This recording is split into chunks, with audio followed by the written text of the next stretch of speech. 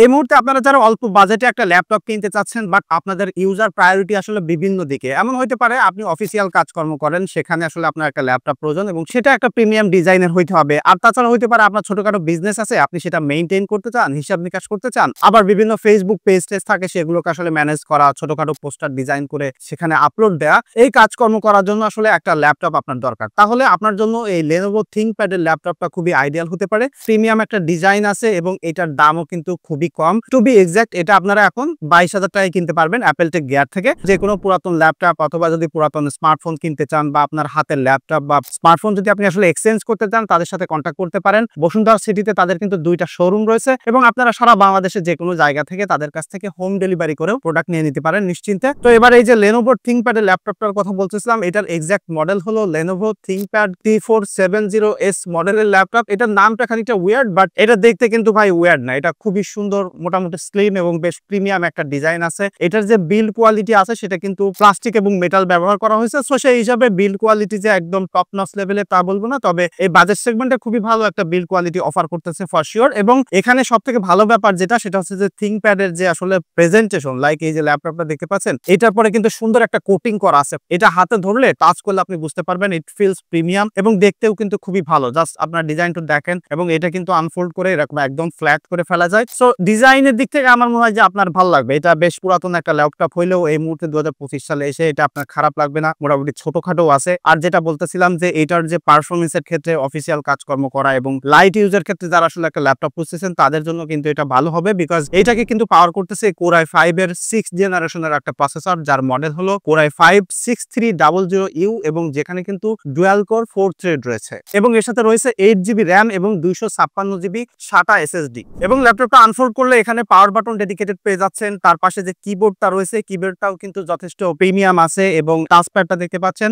এর সাথে dedicated button রয়েছে। মোটামুটি এখনকার উইন্ডোজ প্রিসিশন ড্রাইভার সাপোর্ট করার কারণে সব ধরনের জেস্টার এখানে সাপোর্ট করে। আর উপরে কিন্তু একটা ওয়েব ক্যাম রয়েছে। নরমালি আপনি ভিডিও কলে কথাবার্তা বলার জন্য হোয়াটসঅ্যাপ, ফেসবুক মেসেঞ্জার এগুলোর জন্য কিন্তু খুবই ভালো হবে। মোটামুটি কাজ চালিয়ে নেওয়ার মতো। ল্যাপটপের ক্ষেত্রে কিন্তু সবসময় ভালো হওয়া বলতে একদম স্মার্টফোনের মতো ভেবে বসবেন না, বিকজ ল্যাপটপের আসলে মানে ওল্ডার জেনারেশনের ল্যাপটপ গুলোতে আসলে ওই ওয়েব ক্যামের দিক থেকে অতটা বেশি আসলে স্যাটিসফ্যাকশন থাকে না। তবে ল্যাপটপ ব্যবহার করলে আমরা সবসময় আসলে আইডিয়াল কন্ডিশনেই থাকি। কোনো সময় তো আসলে লো লাইটে যে একটা ল্যাপটপ ব্যবহার করে আমরা জুম মিটিং টিটিং করি না, হয়তো প্রপার লাইটে ব্যবহার করি। তো সেক্ষেত্রে এটা ঠিকঠাক আছে এবং এই যে ল্যাপটপটা আছে এটার কিন্তু পোর্টস এন্ড বাটনে আপনি আসলে কোনো জায়গায় মিসিং পাচ্ছেন না। কারণ এখন যদি আপনি ব্যবহার করতে চান অফিসিয়াল বিভিন্ন পারপাসে, হয়তো বিভিন্ন জিনিসের আসলে পেরিফেরাল আপনার কানেক্ট করা হইতে পারে বা বিভিন্ন ডিসপ্লে আউটপুট করতে হতে পারে, বা অনেক সময় কি বিভিন্ন পারপাসে আপনারা ব্যবহার করতেছেন, সেক্ষেত্রে আপনার ডেডিকেটেডলি ইথারনেটের পোর্ট লাগবে। অসময় আমি দেখছি যারা আসলে ইন্টারনেটের কানেকশন দেয় বা এইসব জায়গায় আসলে কাজ করে, তাদের জন্য আসলে একটা ল্যাপটপ দরকার যেখানে ইথারনেটের পোর্ট দরকার। সো এখানে কিন্তু সব ধরনের পোর্ট আছে। যেমন আমি যদি দেখাই আপনাদেরকে,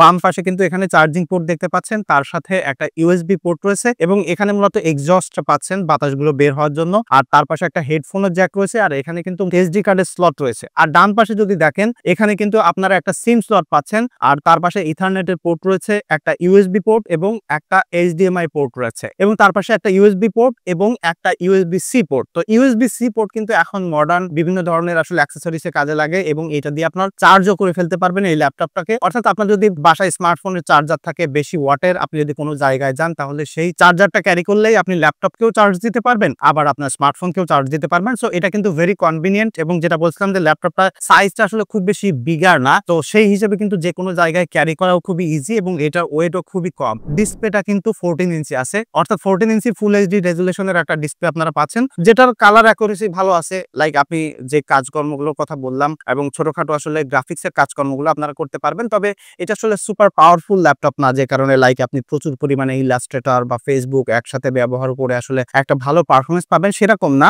বাট যেমনটা আমি বললাম যে লাইক আপনার ছোটখাটো বিজনেস আছে, আপনি সেটাকে আসলে ম্যানেজ করতে চান, পাশাপাশি আপনি নিজে আসলে ছোট ছোট করে ব্যানার ডিজাইন করতে চান, পোস্টার বিভিন্ন পোস্টার করতে চান, সেই জিনিসগুলো আসলে খুব ভালোভাবে করতে পারবেন। আর ডিসপ্লেটাও আপনারা এনজয় করবেন। মুভি দেখতে গেলেও ডিসপ্লেটা ঠিকঠাক আছে, তবে এখানে সাউন্ড কোয়ালিটি আমার কাছে খুবই পুয়ার মনে হয়েছে। লাইক এটার সাউন্ড যদি আরেকটু লাউড হইতো তাহলে আমার কাছে মনে হয় যে এটা পারফেক্ট হতো লাইক মুভি দেখার জন্য। তবে এমন হতে পারে যে হয়তো বা স্পেসিফিকলি এই ল্যাপটপটার সাউন্ড একটু কম। আপনারা যারা হয়তো কেউ যদি ব্যবহার করেন তাহলে আপনারা একটু কমেন্ট করে জানাবেন যে আপনাদের আসলে সাউন্ড কোয়ালিটি এটার সাথে ঠিক আছে কিনা, লাইক লাউডনেস আসলে বেশি আছে কিনা, সেটা একটু কমেন্ট করে জানাইতে পারেন। তবে তাছাড়া ল্যাপটপটা কিন্তু সব দিক থেকে ঠিকঠাক আছে এবং এই ল্যাপটপটার ব্যাটারি ব্যাকআপও মোটামুটি ভালো পেয়েছি, যেটা আসলে আমি এক্সপেক্ট করিনি। লাইক আমি ভাবছিলাম যে অত হয়তো এটার ব্যাটারি ব্যাকআপ পাবো না। তবে এটা আমি ব্যবহার করতে যেয়ে ৩ ঘন্টা স্ক্রিন অন টাইম পেয়েছি। একদম ফুল ব্রাইটে আমি মুভি দেখেছি এটাতে এবং ফুল সাউন্ড দিয়ে টানা ৩ ঘন্টা এটা আসলে প্লেব্যাক দিয়েছে। সো নরমালি ব্যবহার করতে গেলে লাইক ২০-৩০ মিনিট এদিক সেদিক হইতে পারে। আপনি একটু বেশিও পাইতে পারেন, সামান্য একটু কমও পাইতে পারেন। তো আমি বলতে পারি যে বাজেট সেগমেন্ট হিসেবে এটার